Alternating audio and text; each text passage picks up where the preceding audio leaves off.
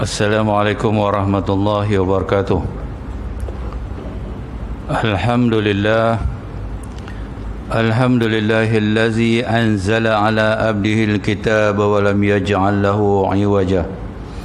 Asyhadu an la ilaha illallah wa asyhadu anna Muhammadan abduhu wa rasuluh. Allahumma salli ala sayyidina Muhammad wa ala alihi wa sahbihi wa man tabi'ahum bi ihsan ila yaumiddin, amma ba'd.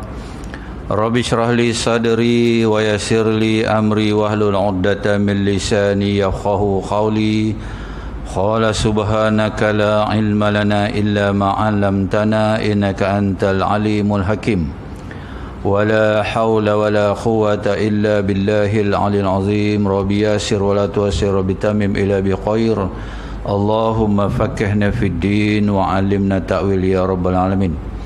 Yang dihormati lagi dimuliakan al-fadhil tuan-tuan muslimin muslimat rahimakumullah. Alhamdulillah, semua alhamdulillah, syukur kita kehadrat Allah Subhanahu wa taala kerana dengan limpah kurnia yang tidak terhingganya Allah masih lagi memberi kepada kita kesempatan dipertemukan kita sekali lagi di malam Saidul Ayam, yakni malam penghulu segala hari, yakni esoknya adalah hari Jumaat dan malam ni malam Jumaat kan.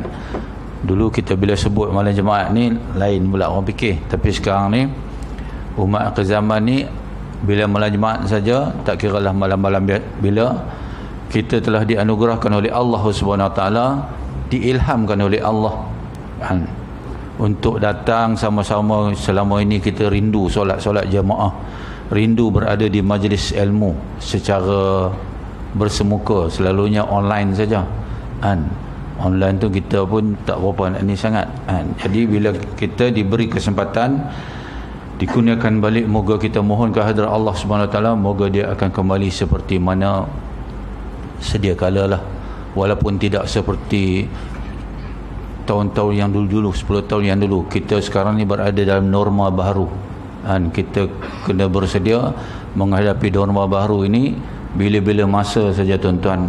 Tu kita tengok dan kita melihat di depan mata kita sendiri dan kita mendengar ada adik-beradik kita, adik, abang, ipar, duai semua meninggal. Itu semua apa tuan-tuan? Itu kan yang kata ujian tu. Allah nak uji manusia tu nak percaya siapa? Percaya makhluk ke percaya Allah Subhanahu Wa Taala kan? Jadi kita jangan takut siapa-siapa, takut kepada Allah Subhanahu Wa Taala. Jadi dunia ni sebenarnya Allah nak cerita dah penghujung dah. Jadi Allah kutip satu-satu tu. Jadi kita yang diberi kesempatan masih lagi dikurniakan dengan hayat di kandung badan ni, kita terpaksa bersedia. Sebab Allah kata apa? Allazi khalaqal mauta wal hayata liyabluwakum ayyukum ahsanu amala. Hidup mati tu aku nak melihat apa dia di penghujung tu, amalan yang di hujung. Allah tuan-tuan yang kasih akan kita ni, sayang Allah ni. Dia cipta kita ni tuan-tuan, kita pun tak pernah minta pun. Tapi itulah manusia lah merupakan makhluk yang ada di dalam ilmu Allah tu, yang makhluk yang pertama sekali yang Allah nak cipta di alam yang Allah cipta ni. Kan? Kita pun tak pernah minta pun. Kemudian dia ciptanya kita. Daripada itu tanda kasihnya sayang Allah tu kepada makhluk yang nama manusia ni. Seawal-awal makhluk yang diingat, dicita-cita untuk nak ciptanya, kemudian daripada tak ada kepada ada, tu tanda sayang Allah tu. Kita ni dulu tak ada, kemudian Allah cipta kita bagi jadi ada untuk mendiami alam yang namanya dunia ni. Kalau kita fikir-fikir tuan-tuan, kalau kita fikir-fikir, Allah Subhanahu Wa Taala dah cipta kita dah. Dia boleh kata, okey manusia aku cipta okey, hang duduklah kat dunia ni, pandai-pandai hang lah kan. Tak tahulah kita nak jadi apa, tapi dia guide kita tu, dia hantar kita, dia bagi macam-macam, dia cerita dekat kita, okey yang ni kehidupan kita pun dia yang aturkan. Wa ma tasya'u illa ayyasha Allah. Allah dia atur semua daripada A sampai Z kan. Kita pun tak boleh nak fikir macam mana boleh jadi macam tu kan. Apa yang berlaku ni semua dia dah atur, semua dah tercatat di Lauh Mahfuz tu, di kitab Lauh Mahfuz kan. Semua dah Ada dah. Hari ni nak jadi apa, hari ni nak jadi apa, hari ni nak jadi apa. Kan? Tetapi ada juga Allah tak biar macam tu saja. Allah pesan kita. Kan? Kamu ni hidup daripada tak ada kepada ada, kemudian kamu akan mati. Mati ni sebenarnya bukan habis terus cerita dia dah. Orang kata mati ni habis. Dah, tak habis lagi. Mati ni bermulalah satu kehidupan yang kekal lagi abadi. Kan? Baru nak bermula satu kehidupan yang kekal. Dunia ni tak kekal. Kan? Dunia ni sementara aja.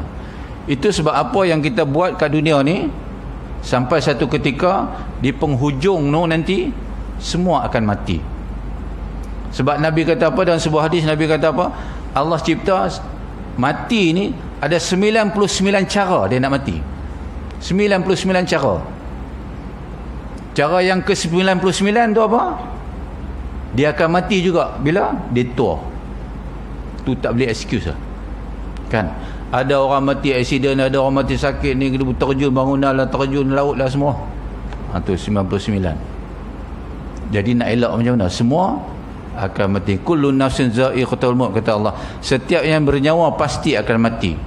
5 makhluk ni kita dah tahu dah. 5 makhluk ni yang bernyawa pasti akan mati. Kan? Kemudian Allah tak biar kita, dia baginya kita nikmat, dia baginya kita rezeki. Besok dia tanya balik kita kepada masyar, fa bi ayyi ala'i rabbikuma tukadziban, nikmat yang mana satu yang kamu nak dusta daripada aku? Tuan, sakit tu juga satu nikmat. Bayangkan tuan-tuan, sakit ni makhluk. Kalau Allah tidak cipta itu sakit untuk manusia, tuan-tuan, mati pecah kepala, bukan mati pecah kepala, accident pecah kepala ni. Kan? Sakit sampai tak mati, tu mati kalau tak ada. Tu. Kalau tak ada kalimah sakit tu, kita nak kata apa? Oh, tak ada perkataan. Kita kena kenal Allah. Kita nak mati, sebelum nak mati tu kenallah Allah. Macam mana nak kenal? Allah ni satu benda, bukan satu perkara, satu benda ke ada. Kita nak kata apa? Allah ni macam cahaya kot.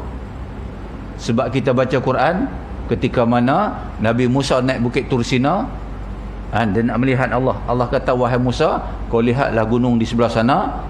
Kalau dia bergerak, dia tak bergerak, aku akan turun. Lalu Allah hantar cahaya.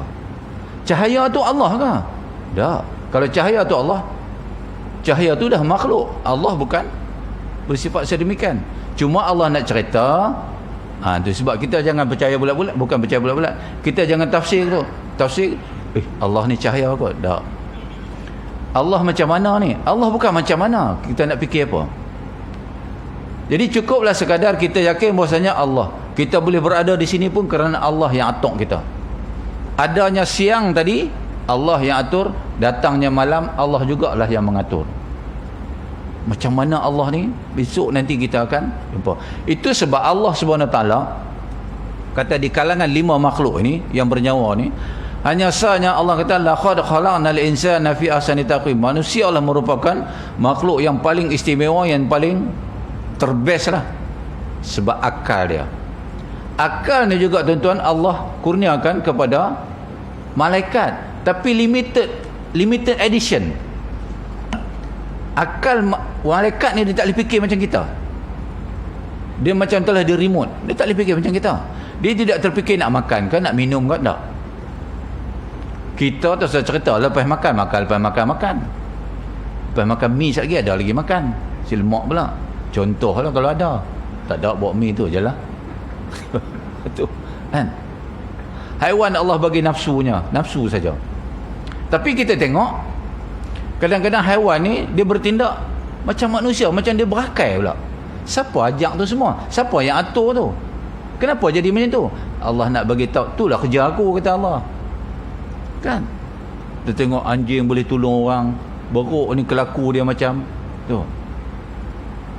Disebabkan ada manusia yang tengok buruk tu, dia kata manusia ni daripada keturunan tu. Darwin kan dia kata macam tu. Habis kata dia. Tu. Jadi Allah SWT, Allah sayangnya kita. Oh ya Allah tuan-tuan. Jadi kita kena, tu yang kata iman tu macam mana nak rasa sayang tu, iman. Jadi iman kita ni dia berbolak-balik. Dia kejap naik, kejap turun. Kejap naik, kejap turun. Jadi kita kena mohon ke hadrat Allah every time. Tak ada kata baru sekali kita doa dah. berulang kali kena minta kepada Allah Subhanahu Wa Taala, kan, teguhkanlah iman kami, matikanlah kami dalam kalimah la ilaha illallah, masukkanlah kami dalam syurga. Tu semua kena minta. Bukan Allah tak tahu, Allah tahu dah, dicatat dah di dalam Lauh Mahfuz tu kita ni kesudahan kita macam mana, syurga ke apa ke, Allah tahu dah. Tapi Allah nak tengok, kan, kita punya kemampuan, kita punya kekuatan, kesabaran, redha tak kita, sabar tak kita, kan. Itu sebab kata Imam Al-Ghazali, ada 3 amalan ni kalau kita buat, tuan-tuan pun dah buat dah, kan, ada 3 amalan ni, pahala yang tak boleh nak, orang kata apa, kita tak boleh nak sebut dengan perkataan, tak ada perkataan, sebab terlalu banyaknya pahala yang Allah nak bagi, kan. Kata Nabi tu, kita punya pahala besok di convert, kita punya apa, kebaikan besok di convert dalam bentuk pahala ni, ditimbang pahala dosa dan pahala ni, ditimbang. Ada juga timbang, kan, di atas dacing tu, timbangan mizan tu, nama mizan lah, kan. Satu piring mizan tu, kata Nabi Muhammad SAW, kalau dia letak 7 petala bumi dan 7 petala langit, 7 petala bumi, seumpama pahala tu dia letak tu, ada lagi ruang. Tak tahulah tuan-tuan besar mana, kan. Tu. Jadi 3, salah satu daripada 3 ni kalau kita buat, pahala yang Allah nak anugerahkan tu tak mampu menampung. Piring tu, piring mizan tu tak mampu menampung, terlalu banyak, kan.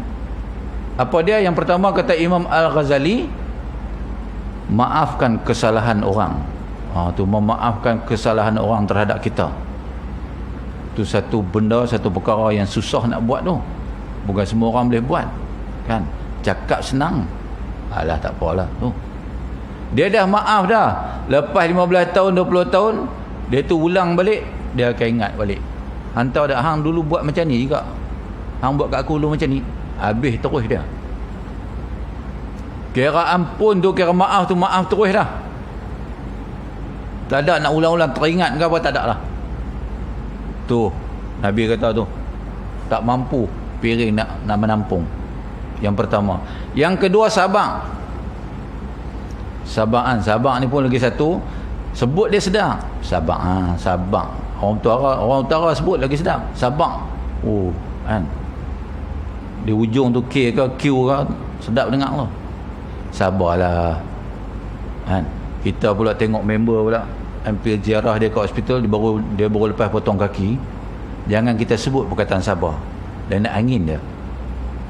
Sabar Syekh, tak kena kat hang kata lah macam tu, hang kena kat hang, kan. Mungkin orang sakit ni orang Kedah lah kot, dia cakap macam tu lah. Tu Allahu Akbar, kan. Sabar, ganjaran dia Masya Allah, kan. Yang ketiganya, puasa. Kata Imam Ghazali, puasa. Kita dah berbelas tahun, puluhan tahun dah melalui ibadat dan amalan puasa. Tak kira lah puasa apa pun. Siapa tahu pahala puasa dia banyak mana? Tak tahu. Allah saja yang tahu, kan. At least kita ada talian hayat di situ tu. Kalau kita buat, ada dah talian hayat tu, kan, untuk menampung kita. Daripada situlah kita akan, Allah nak masukkan kita dalam syurga, kan. Tu tiga amalan. Habis cerita dia.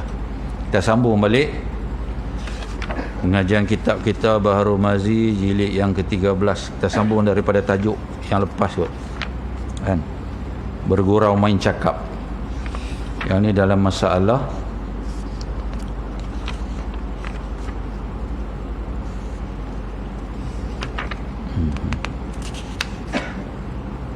masalah 430, bergurau main cakap Nabi dengan sahabatnya. Tu Nabi pun tuan-tuan manusia biasa, tetapi manusia yang lain sikit lah, dikurniakan wahyu kepada dia, kan. Nabi pun ada kalanya bergurau, tak kira lah dengan isteri-isteri baginda Rasulullah SAW, dengan kawan-kawan, dengan sahabat-sahabat macam kita, tapi kita bergurau lebih, kan. Tu Sanya dikeluarkan oleh Abu Isa At-Tirmizi, bergurau main cakap Nabi dengan sahabat-sahabat. An Anas ibn Malik anna rajulan astahmala Rasulullah sallallahu alaihi wasallam faqala inni hamiluka ala walidan naqwahi.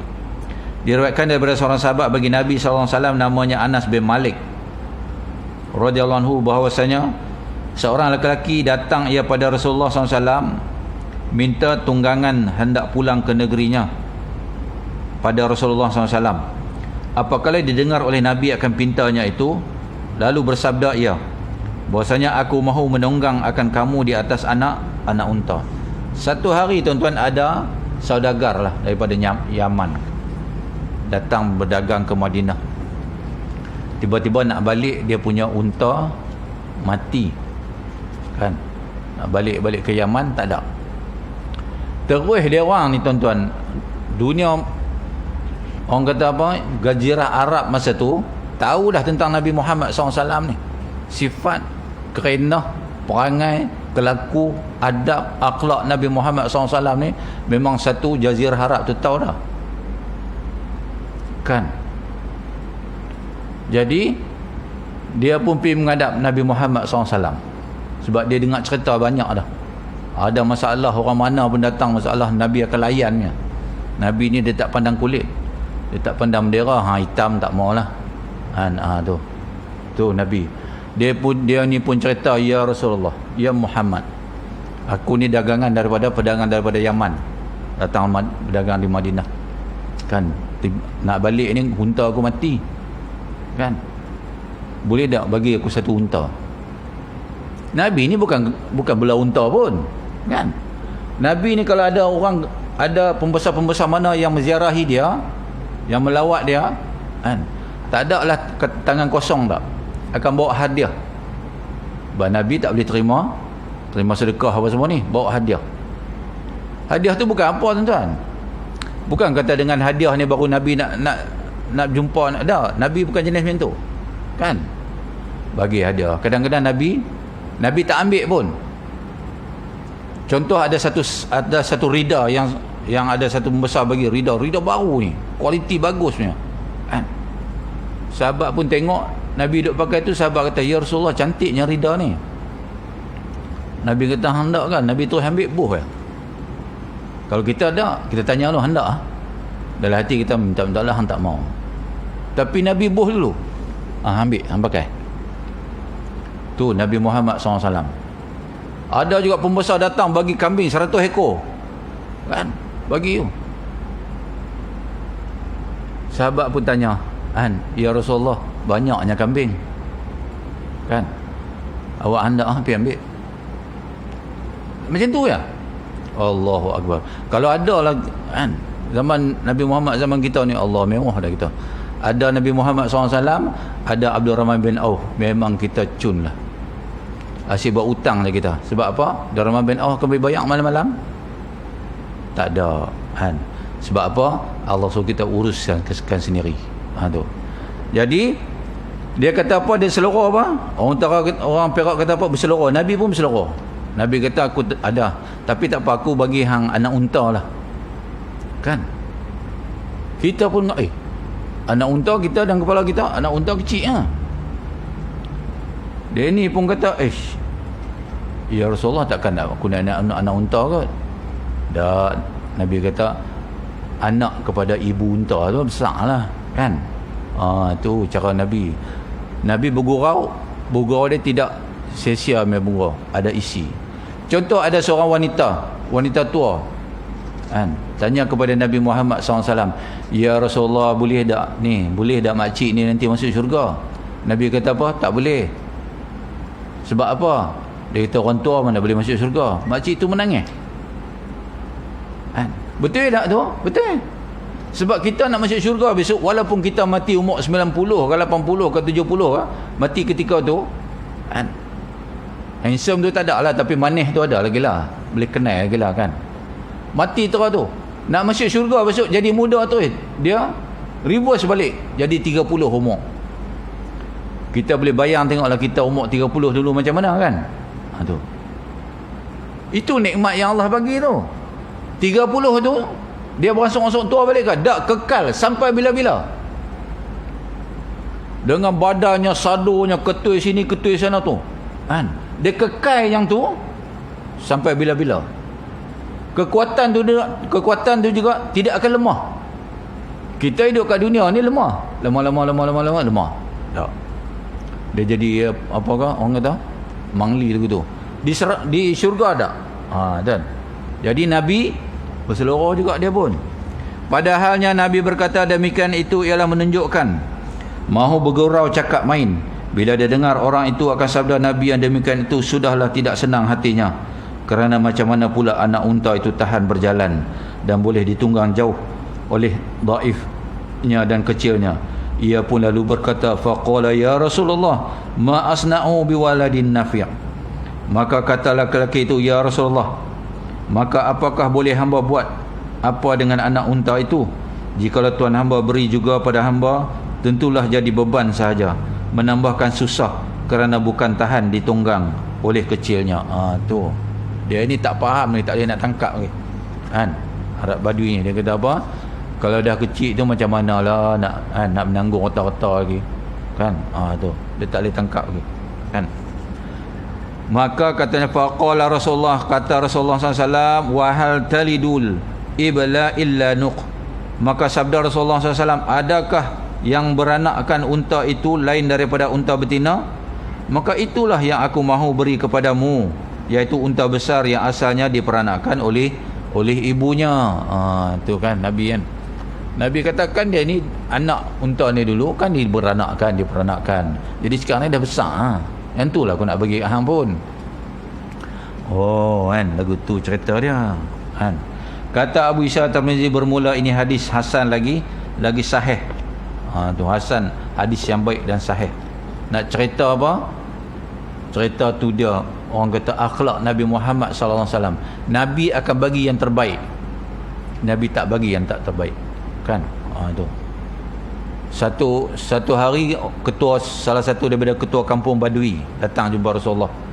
Bukan Islam pun. Nabak Kenuri, kampung dia Nabak Kenuri. Ada perayaan apakah?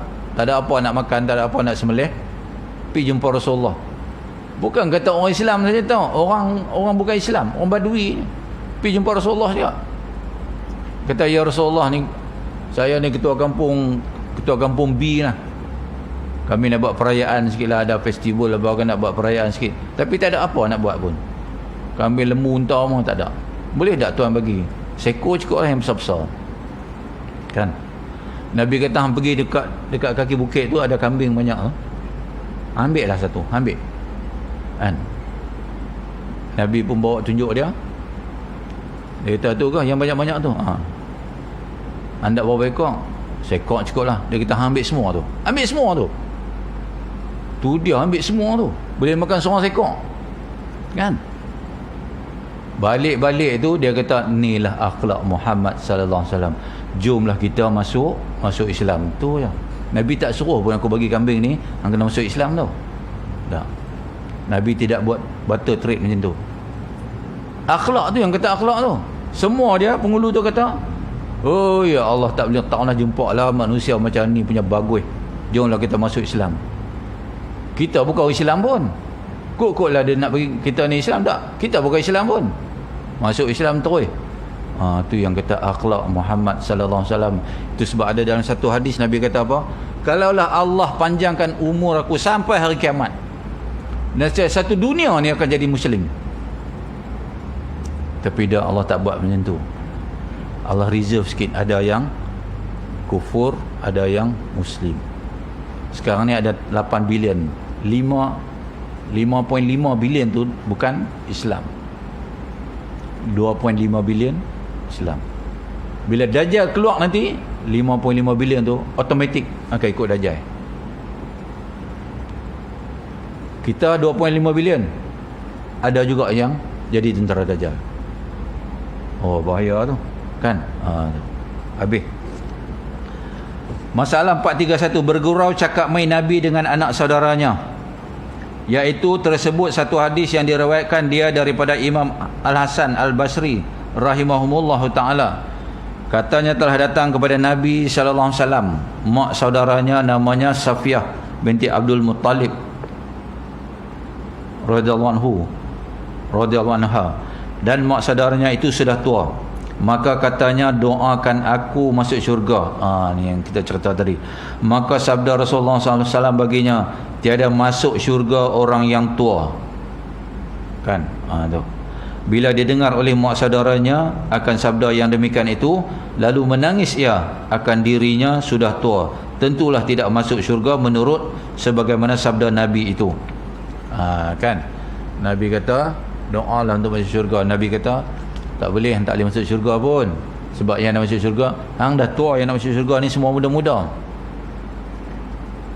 Orang wanita yang akan masuk syurga besok, umur dia 17 tahun. Kita pun tak nak tengok umur bini kita 17 tahun. Melainkanlah yang bercinta daripada sekolah. Kan? Ada orang cinta daripada sekolah sampai bawa ke kahwin tu. Ada juga. Tu yang kata cinta sejati tu. Kan? Tu. Kita ni jenis cinta melati. Bukan sejati, melati. Kan? Tu. Tu. Nabi kata orang tua tak boleh masuk syurga. Mana ada orang tua masuk syurga? Menangis Safiah. Dia kata, macam mana ni Rasulullah? Kan? Tu. Bila dia dengar oleh mak saudaranya akan sabdanya demikian, lalu menangis ia akan dirinya sudah tua, tentulah tidak masuk syurga menurut sebagaimana sabda Nabi itu.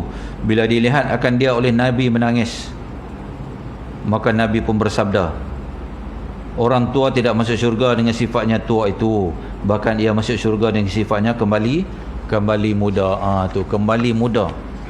Allah nak raih kita sungguh-sungguh. Kan? Dia bagi kita hidup kat dunia ni, dia suruh kita buat amalan. Dia suruh kita buat patuh kepada arahan dan perintah dia, tu je. Kemudian tidak berapa lama kemudian, katalah kita, kalau kita 60 tahun, 63 tahun, bersamaan 1 hari, 1 jam 30 minit. Kita berdiri kat Padang Mahsyar tu, 63 tahun. Kan? Katalah hidup 63 tahun, 1 jam 30 minit ya, amalan yang kita buat tu. Kan? Tapi ganjaran yang Allah nak bagi, Masya Allah tuan-tuan. Tu kita cerita tu tadi ya. Kalau kita fikir dulu di akal, tak kalah dengan 3 amalan tu dapat macam tu. Kita nak kata apa tuan-tuan? Nabi kata, siapa yang melazimi solat sunat fajar 2 rakaat sebelum subuh tu, ganjaran dia tu dunia serta isi dia. Kita nak kata apa? Kita nak menafikan? Nabi cerita. Itu kita nak cerita. Hak Allah nak bagi dekat kita ni bukan ciput-ciputnya. Memang maksimum. Hingga kita tidak ada perkataan untuk nak bilang kan, nak kira kan, nak congak, nak matematik, tak boleh. Kan? Pahala ikhlas saja sudah. Pahala puasa sudah. Allahu Akbar tu. Kan? Berapa puluh tahun dah tuan-tuan duk buat benda tu. Solat sunat fajar 2 rakaat. Bukan sampai 11 ke 12 rakaat, tak. 2 rakaat aja. Kita pun sampai, betul. Kena yakin lah. Yakin. Tapi nak boleh tu pun tuan-tuan, kadang-kadang Allahu Akbar tu, kadang-kadang ditipu juga. Kan? Sebab apa? Wa mal hayatid dunya illa mata'ul ghurur. Dunia ni menipu je. Bila dalam hati itu, sebab kita alhamdulillah dah sampai peringkat ni tuan-tuan, saya cukup yakinlah tuan-tuan dah tak ada dunia dah dalam hati ni, tak ada. Jangan ada dunia di dalam hati. Kalau masih ada dunia dalam hati, tak jadi kerja. Kan? Kata Nabi, siapa yang bangun pagi, celek mata pertama tu, buka mata yang fikir hai dunia ya, habis. Dah tak ada dah. Dalam hati itu kena Allah Ta'ala, aku hari ni nak jadi baik lah. Nak solat lebih sikit. Dia hari ni nak tukar kereta. Tak payah. Kan? Tukar kereta mahal, kita nak pergi Kelang kan, sampai je kau. Tak boleh laju pun. Traffic light ada 12 traffic light kau ni. Tak laju pun. Jam patik pilik sampai 1.2 juta. Kan? Sama je dengan G-Shock ni pun. Pukul 8 lagi, dia pun pukul 8 juga. Tak pakai dia patik pelik punya pasal kita pukul 8 dia pukul 10 dah. Sama ya. Tu. Tak boleh. Oh tuan-tuan, kalau kita lah, bila kita level tu, kita fikir macam tu lah. Kalau 1.2 juta, 1 juta tu bagi kat orang miskin, mesti banyak duit. Tapi Allah tidak ilham kan. Macam tu dah. Tu sebab ujian tu. Kaya ujian, miskin ujian. Setengah orang dah, bila tak ada apa dia boleh cakap, ish, akulah kalau tu. Orang Melayu ni pasal bab kalau tu. Ish, kalau dia tak pi tak mati, syirik tu. Aku dah habaq dah, yang hampir gatai pi tu pasal apa? Aku dah cakap dah. Kalau hang tak pi tu, habis kita. Tu. Kita dah sebut dah baca dah, kan, inna lillahi wa inna ilaihi raji'un. Nak cerita apa lagi? Dari Allah hang datang sihat, dari Allah juga hang datang. Tu kita ujian juga tu. Tu sebab kadang-kadang mati ni juga satu fitnah. Allahu akbar, kan. Habis tadi. Okey, habis dah tu. Yang masuk syurga kata Nabi hanya perempuan-perempuan yang muda belia saja, kan, 17 tahun. Habis cerita. Kemudian kita sambung lagi. Babul majaa fil mirat. Bab yang telah datang ia pada menyatakan menjawab bertengkar.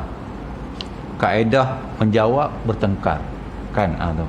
Ketahuilah kiranya saudaraku adalah berjawab bertengkar itu satu pekerjaan yang keji. Kan? Mana bertengkar-tengkar ni lah. Satu pekerjaan yang keji. Asyik bertengkar ya. Kan? Bertengkar je. Dan ditegah akan dia oleh syarak kita. Syarak pun tak suka. Islam pun tak suka orang yang orang kata apa? Kepala angin ni. Oh ya Allah, tang kepala ayam okey lagi, ni kepala angin. Oh ya Allah tuan-tuan, dia kira angin dia aja. Kan, bertengkar aja cerita dia. Bermula dalil yang menunjukkan atas tegah itu ialah sebagaimana hadis yang dikeluarkan oleh Abu Isa At-Tirmizi an Anas ibn Malik qala Rasulullah sallallahu alaihi wasallam man tarakal kaziba wa huwa batilun bunyalahu fi rabatin jannah. Diriwayatkan daripada seorang sahabat bagi Nabi sallallahu alaihi wasallam, namanya Sayyidina Anas bin Malik radhiyallahu anhu, katanya telah bersabda Rasulullah sallallahu alaihi wasallam, barang siapa meninggalkan bohong di dalam berjawab bertengkar dengan orang itu, padahal ia tahu dirinya tidak betul apa yang dikeluarkan, lalu berhenti ia, nescaya dibangunkan Allah baginya mahligai dikelilingi syurga. Tu kita back off daripada bertengkar tu. Sampai ke satu peringkat mula kita cari sembang dah sampai tepuk-tepuk meja. Kita ni berada di pihak yang benar. Kenyataan yang kita hujah kita tu hujahnya benar. Dia pun nak menegakkan benang yang basah. Kita ni betul. Nabi kata, it's better you back off lah. Tarik diri. Biar dia kata, tu kalah lah tu, hujah hang kalah. Dah, biar. Sebab apa? Ganjaran dia Allah kata, dibangunkan Allah baginya mahligai dikelilingi syurga. Tu, bukan kata dalam syurga, keliling syurga. Syurga tu besar mana? Wallahu alam. Kata Nabi, seluas langit dan bumi. Kita pun tak pernah ukur langit dan bumi ni luas mana. Sebab kita tengok langit pun tidak ada bertepian, laut pun tak ada yang Allahu Akbar tu. Kat mana ending dia, tak mana mula pun kita tak tahu. Di tepi tu je. Allahu Akbar. Senangnya Allah nak bagi kita tu. Memang nikmat yang Allah nak bagi kepada orang-orang Islam. Siapa bagi kita Islam tu? Allah juga. Sayangnya Allah dekat kita. Tak apa dia bagi hang Islam, bagi Islam kan. Jadi peliharalah Islam tu, kan. Berjawab bertengkar itu bagaimana rupa? Tu kata Imam Al-Ghazali di dalam Ihya, tiap-tiap bangkang dan melawan atas kalam orang lain dengan menzahirkan cacat padanya, maka ialah bernama mirak, yakni berjawab bertengkar. Tu mana lawan bertengkar tu. Hang kata aku kata hang macam tu, dinamakan mirak. Maka membangkang itu ada kalanya pada lafaznya dan ada kalanya pada maknanya dan ada kalanya pada qasad orang yang berkata itu. Bertengkar tu pula ada tiga makam dia. Ada yang di peringkat membangkang, ada yang suka membangkang, kan? Dan ada kalanya dengan lafaznya, cakap tu, kan? Dan ada kalanya pada maknanya, ada makna, kan? Tu. maka membangkang pada cakap itu iaitu mencatat cakapnya pada nahunya ataupun bahasanya atau pada aturannya. Tu kata orang, caci orang kan, ni gila lah ni, macam-macam perkataan yang tercela lah. Di sini disebut apa? Seperti mana bodoh. Dan bangkang pada makna itu seperti dikatakan tiada begitu maknanya dan tiada macam itu mahfumnya. Orang tu kata tu. Orang tu kata, kita kata macam tu, dia kata tak, bukan macam tu. Kan? Adapun bangkang pada qasadnya, maka seumpama engkau kata ini kalam sebenar, tetapi qasad kamu tiada sebenarnya, dan yang betulnya engkau itu ada maksud lain. Kan? Kita cakap betul dah. Dia kata hang ni cakap sebab apa? Ada udang di sebalik batu ni. Hang cakap ni. Yang backup dia sangat tu. Bertengkar. Kan? Padahal tak pun. Kita ni bersih, ikhlas cakap ni. Aku nak cerita, aku nak bagi tahu hang ni ikhlas ni. Alah hang dah. Adalah hang. Ada udang di sebalik mi apa semua tu. Kan timbul tu. Habis. Sabda Nabi lagi, wa man tarakal mira'ah wa huwa muhiqqun bunyalahu fi wasatiha, dan barang siapa meninggalkan berjawab bertengkar padahal ia tahukan dirinya dan di dalam tangannya sebenarnya, nescaya dibangunkan Allah baginya mahligai di tengah-tengah syurga. Kan? Yang tadi itu back off ya, tak mau bertengkar, belum hujah lagi.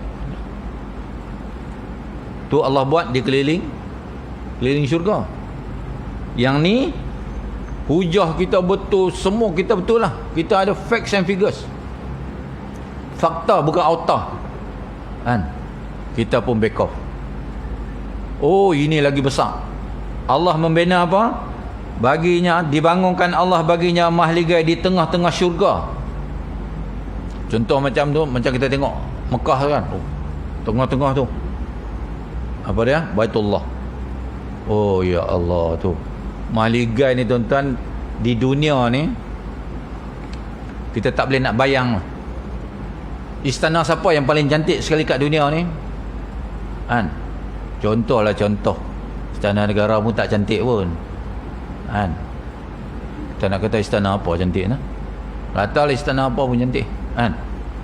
Lebih cantik lagi kan. Dulu kita pernah cerita orang yang terakhir sekali keluar daripada syurga, daripada neraka, dah rentung, hancur, lumat, apa gedebuk-gedebuk apa semua tu, beratus juta tahun dah kena seksa. Bila Allah kata, wahai malaikat Zabaniyah, malaikat yang menjadi orang kata apa, pemerhati bagi ahli-ahli neraka ni, dia ada malaikat yang duk perhati dia. Memang tak boleh ponting, tak boleh relax tuan. Satu orang ahli neraka ada 1000 malaikat yang kawal dia. Nak ponting apa? Tangguh tak boleh. Tak boleh tangguh-tangguh ya. Kita boleh lah kat dunia ni nak buat-buat kencing lah apa kan. Sana tak ada. 1000 orang malaikat jaga tuan. Sampailah habis semua seksa, kita pendekkan sikit. Buat warning lah tu kan. Kuliah bukan boleh lama-lama kan tuan. Sat-sat dah. Lepas tu habis dah. Tahu-tahu bilion-bilion tahun dah kena. Allah kata malaikat Zabaniyah, wahai malaikat Zabaniyah, aku nak tolong carilah mana-mana ada manusia yang ada cahaya pada tubuh dia. Mana kata ada iman sikit-sikit tu, keluarkan dia, aku nak masukkan dia dalam neraka. Tu yang Nabi kata, ni menyuluk ni, yang tentera. Yang seorang ni, ahli neraka ni, menyuluk. Dan dia tak ada menyuluk. Orang Kuala Lumpur kata apa lah?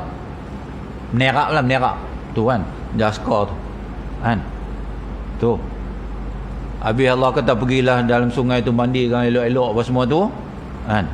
Dia pun Allah kata dah bersih dah, hampirlah tengok syurga, pergi masuk syurga. 3 kali dia kata dia tak mau. 3 kali dia kata syurga penuh. Dia kata lalai, dia kata apa? Allah tipu dia. Tuan manusia tu punya dia tak senonoh. Dia kata ya Allah, hang nak main-main dengan aku ke? Tu dialog tu besok. Tapi kita tak dengar lah, kita dah duduk syurga lama dah kan. Tu Nabi cerita kat kita. Allah kata okey macam ni lah. Hang dulu dekat dunia, hang pernah tengok tak orang yang paling kaya sekali? Siapa dia? Contoh mudah. Dia kata adalah nama dia Bolkiah apa kan. Istana dia besar 1760 bilik kan. Oh yang tu aku bagi hang 10 kali ganda kekayaan dia tu. Untuk hang seorang ya. Tu untuk dia seorang tu tuan. Tu orang yang last. Orang yang paling akhir sekali. Telah lah macam tuan-tuan ni yang selalu duduk dalam majlis ilmu ni. Tuan-tuan tak percaya, tuan-tuan tengok. Allahu Akbar tuan. Kan? InsyaAllah kita jumpa.